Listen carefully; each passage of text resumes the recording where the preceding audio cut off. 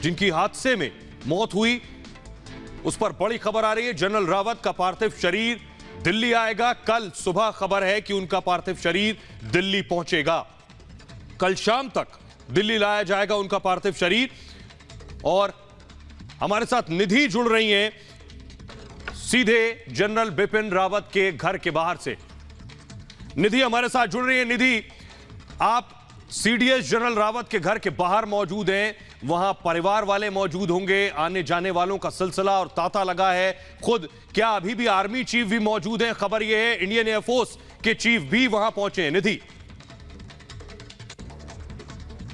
बेहद दुखद दिन है हम सब के लिए, पूरे देश के लिए बहुत बड़ी क्षति है। सीडीएस जनरल बिपिन रावत हमारे बीच नहीं रहे। अनफॉर्चुनेट उनका हेलीकॉप्टर क्रैश हुआ और उसमें उनका निधन हो गया। मैं इस वक्त सीडीएस जनरल बिपिन रावत के घर के बाहर दिल्ली में जो उनका निवास है कामराज मार्ग पर दिल्ली में, वहां घर के बाहर हूं। और अब भी जैसा कि आप पूछ रहे थे, सेना प्रमुख जनरल एम नरवणे, सेना प्रमुख जनरल मनोज मुकुंद नरवणे अब भी मौजूद हैं। पिछले 5 घंटे से वो परिवार के साथ मौजूद हैं, सांत्वना दे रहे हैं, ढांढस बंधा रहे हैं और इस बात की तस्दीक कर रहे हैं, विश्वास दिला रहे हैं कि उनके परिवार के साथ पूरा देश इस वक्त खड़ा हुआ है। जनरल मनोज मुकुंद नरवणे 5 घंटे हो चुके हैं और जैसा कि आप जानकारी दे रहे थे, कल सीडीएस जनरल बिपिन रावत का जो पार्थिव शरीर है, उनकी पत्नी जनरल बिपिन रावत का पार्थिव शरीर कल दिल्ली लाया जाएगा। शाम तक हमारे साथ मेजर गौरव वार्या लगातार बने हुए हैं।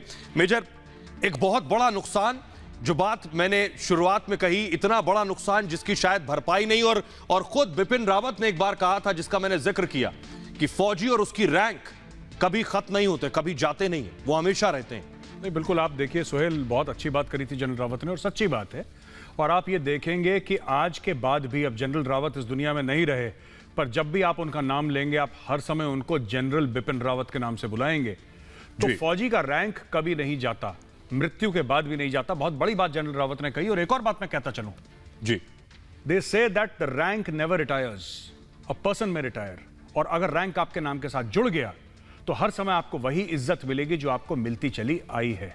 और आज हम जनरल बिपिन रावत को याद करते हैं। मुझे तो ऐसा लगता है सुहेल की बहुत झटका लगा है आज इस देश को, और सिर्फ देश को नहीं।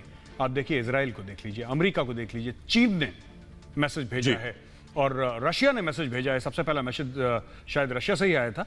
तो पूरी दुनिया आज गमगीन है, सिर्फ भारतवासी नहीं, पूरी दुनिया आज गमगीन है। इतनी बड़ी शख्सियत बीच से गई है हमारे। बेशक मेजर सही कह रहे हैं, देश ही नहीं पूरी दुनिया गमगीन है। आइए आपको एनिमेशन के जरिए जरा जल्दी से दिखाता हूं मैं कि किस तरह general Bipin Rawat MI-17 helicopter में सवार थे और कैसे हादसा हुआ। यह देखिए जरा, कुछ इस तरह से MI-17 हेलीकॉप्टर नीलगिरी की पहाड़ियों के ऊपर से गुजर रहा था। कुन्नूर पर यह हादसा हुआ।